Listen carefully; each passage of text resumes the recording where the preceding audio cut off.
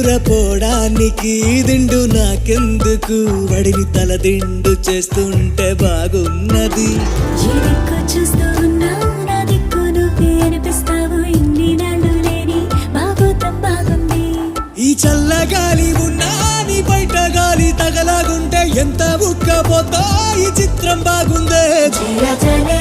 జలే జలే